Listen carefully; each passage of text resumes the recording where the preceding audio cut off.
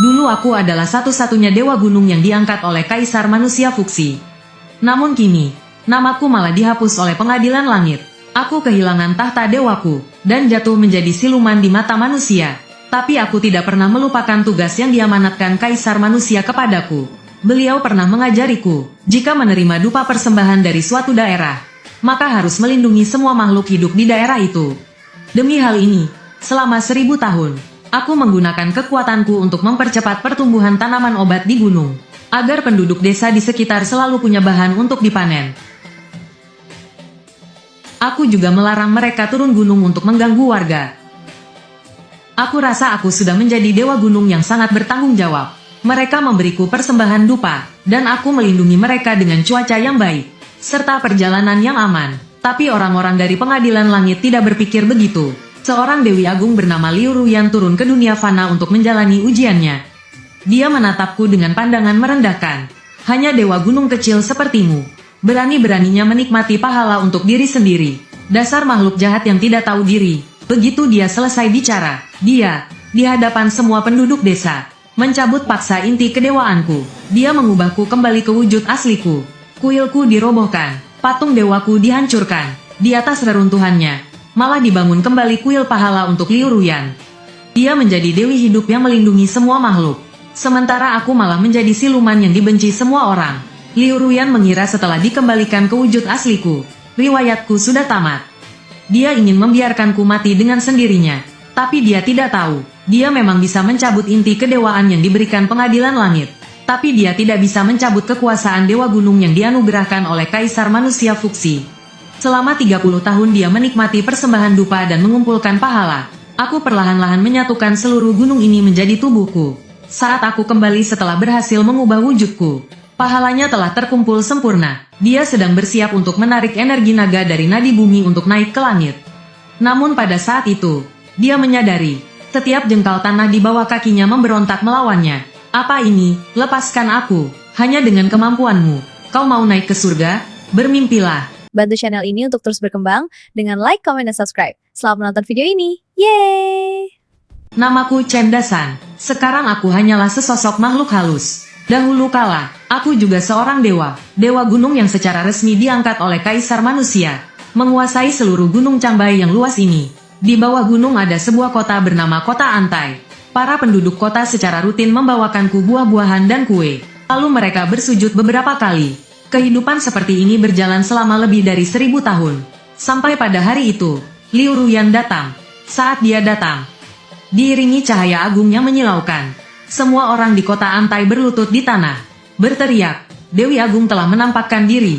Aku sedang duduk di kuil sambil makan kuaci. Aku pun cukup penasaran. Dia memang cantik luar biasa. Berjubah putih seputih salju, alis dan matanya bagaikan lukisan. Hanya saja, tatapan matanya terasa aneh. Dia memandangi gunung, memandangi air, memandangi manusia fana yang bersujud itu. Tapi di matanya tidak ada belas kasihan. Yang ada hanyalah tatapan seolah sedang menilai harga suatu barang. Seperti seorang tukang kayu yang melihat sepotong kayu bagus, sambil menimbang-nimbang berapa harga yang bisa didapat. Dia mendarat di depan kuil dewa gunungku. Aku segera meletakkan kuaciku, merapikan pakaian dan mahkotaku, bersiap menyambut kedatangan Dewi Agung. Tapi, begitu dia buka mulut, aku langsung bengong. Gunung ini berlimpah energi spiritual, tapi sayangnya telah direbut oleh dewa jahat rendahan. Dia menikmati persembahan untuk dirinya sendiri dan menghalangi pencerahan semua makhluk hidup. Suaranya tidak keras, tetapi dia menggunakan kekuatan magis, sehingga terdengar dengan sangat jelas, menyebar ke seluruh gunung Wu dan kota Antai di bawahnya. Saat itu aku langsung terpaku. Dewa jahat, siapa yang dia maksud? Aku menoleh dan melihat patung dewaku yang sudah hitam legam karena asap dupa. Lalu aku melihat diriku sendiri. Prestasiku di kalangan dewa gunung bisa dibilang di atas rata-rata, kan? Kenapa aku jadi dewa jahat? Para penduduk kota juga tertegun, saling berpandangan. Kepala kota tua yang disegani berdiri dengan gemetar. Dewa, apakah Anda melakukan kesalahan? Dewa gunung telah melindungi kota Antai kami selama ribuan tahun. Dia adalah dewa baik di hati semua orang. Bahkan sebelum dia selesai berbicara, dia sudah ditampar oleh Liu Ruyan hingga jatuh ke tanah. Manusia fana itu bodoh, salah menganggap mata ikan sebagai mutiara. Hari ini, karena aku sedang menghadapi kesengsaraan di sini, maka aku akan meluruskan kesalahan untuk kalian semua. dan mengembalikan kejernihan di tempat ini. Aku mengerti, dia bukan datang untuk memeriksa pekerjaan. Dia datang untuk merebut wilayah. Aku berdiri, lalu berjalan keluar dari gerbang kuil. Aku, Chen Dasan, adalah dewa gunung yang diangkat oleh Kaisar Manusia. Statusku sepenuhnya sah. Atas dasar apa kau bilang aku adalah dewa jahat? Dia akhirnya menatapku dengan serius. Tatapan matanya seperti sedang melihat seekor semut. Kaisar Manusia, itu sudah menjadi masa lalu. Sekarang, semuanya ditentukan oleh Istana Langit. Setelah selesai bicara, dia menyatukan jarinya membentuk pedang, lalu menunjuk ke arahku dari kejauhan. Aku merasakan seluruh kekuatan dewaku. Dalam sekejap disegel oleh kekuatan yang jauh lebih besar. Itu adalah sejenis penindasan mutlak, yang berasal dari garis keturunan dan pangkat. Dewa dari alam langit terhadap dewa kecil lokal sepertiku, memiliki keunggulan penindasan yang alami. Hari ini, aku akan mencabut status dewamu. Untuk dijadikan contoh, suaranya sedingin es, tanpa sedikit pun emosi. Aku mendengar seruan kaget dari para penduduk kota. Aku melihat ekspresi ketakutan dan keraguan di wajah mereka. Rasa sakit yang luar biasa datang. Seolah-olah ada seseorang yang menggunakan pisau tumpul untuk menggali inci demi inci dari lubuk jiwaku. Status dewaku sedang dicabut secara paksa. Aku berlutut di tanah karena kesakitan. Tubuhku mulai menjadi transparan. Jubah dewaku berubah menjadi abu beterbangan. Kedudukan ilahiku jatuh ke dalam debu. Meskipun hatiku tidak rela, saat ini aku tak berdaya untuk melawan. Aku melihat secercah kepuasan dari tatapan mata Liu Ruyan. Dia sedang menikmati sensasi memegang kuasa atas hidup dan mati ini. Pada saat keilahianku direnggut sepenuhnya, aku mengeluarkan jeritan yang tidak lagi terdengar seperti suara manusia. Tubuhku menyusut dengan cepat. Tulang-tulangku bergeser dari tempatnya. Daging dan kulitku tersusun kembali. Akhirnya, di tengah kilatan cahaya putih, aku dikembalikan ke wujud asliku. Seekor terenggiling seukuran telapak tangan, dengan bulu abu-abu kusam di sekujur tubuhnya. Liu Ruyan menatapku yang tergeletak di tanah. Sudut bibirnya menyunggingkan senyum menghina. Dia menjentikkan jarinya, melemparkan keilahianku ke telapak tangannya. Gumpalan cahaya keemasan itu dengan cepat menyatu ke dalam tubuhnya.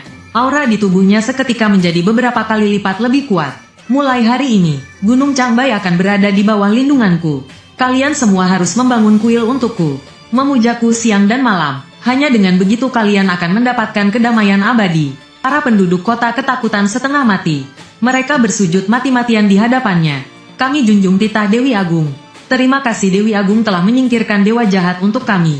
Aku terbaring lemas di tanah. Mendengarkan suara-suara yang dulu begitu kukenal. Mengucapkan kata-kata yang paling menusuk kalbu. Dari mata keruh kepala desa yang tua, jejak kepercayaan terakhir pun telah sirna, digantikan oleh rasa takut dan lega. Hanya ada seorang gadis kecil dengan kuncir dua, yang diam-diam melirikku sekilas. Di matanya ada sedikit rasa tak tega pada sang dewa gunung. Tapi ibunya dengan cepat menariknya, lalu menutup matanya. Liu Ruyan mengayunkan lengan bajunya yang lebar. Kuil dewa gunung milikku runtuh dengan suara bergemuruh. Dalam waktu 3 hari, aku ingin melihat kuil jasaku berdiri di tempat ini. Selesai bicara, dia berubah menjadi seberkas cahaya keemasan dan menghilang. Semuanya telah berakhir. Ku terbaring di atas reruntuhan kuilku, tak bisa bergerak. Kekuatan dewaku hilang, tubuh abadiku lenyap. Bahkan untuk mempertahankan wujud manusia pun aku tak mampu. Yang tersisa hanyalah sedikit kesadaran yang samar, dan kepekaan yang merasuk hingga ke tulang terhadap gunung dan sungai di sini. Tapi, aku masih hidup. Selama masih hidup, urusan ini belum selesai. Dalam 3 hari ini, para penduduk kota Antai begitu bersemangat. Mereka membongkar sisa-sisa kuilku. Setiap batu bata dan genting dilempar jauh-jauh. Lalu dengan antusias mereka mulai membangun di tempat yang sama. Sebuah kuil jasa untuk Liu Ruyan. Kecepatannya luar biasa. Mungkin mereka takut dihukum oleh Dewi Agung itu jika bergerak lambat. Aku meringkuk di celah batu, menonton dengan tatapan dingin. Melihat mereka menghancurkan prasasti batu yang terukir namaku untuk dijadikan jalan. Melihat mereka menyeret patung dewaku yang sudah menghitam karena asap, lalu melemparkannya ke jurang. Cipratan airnya seperti sebuah ejekan atas ribuan tahun penjagaanku. Aku tidak merasa sedih, sungguh, saat mereka meneriakkan 4 kata itu. Usir dewa jahat. Hatiku sudah benar-benar mati rasa. Manusia fana yang bodoh memang pada dasarnya mudah berubah. Kebenaran ini baru aku pahami setelah mengorbankan ribuan tahun kultivasi dan status dewaku. Harganya memang sedikit mahal, tapi syukurlah, belum terlambat. Kuil jasa Liu Ruyan cepat sekali selesainya, tegah dan berkilauan. berkali-kali lipat lebih megah daripada kuil kecilku yang kumuh. Patungnya juga sudah jadi, sama seperti orangnya, dengan raut wajah welas asih yang menyebalkan. Pada hari peresmian kuil, Liu Ruyan menampakkan diri lagi, masih dengan jubah putihnya yang itu, masih dengan wajahnya yang angkuh dan merasa paling hebat itu.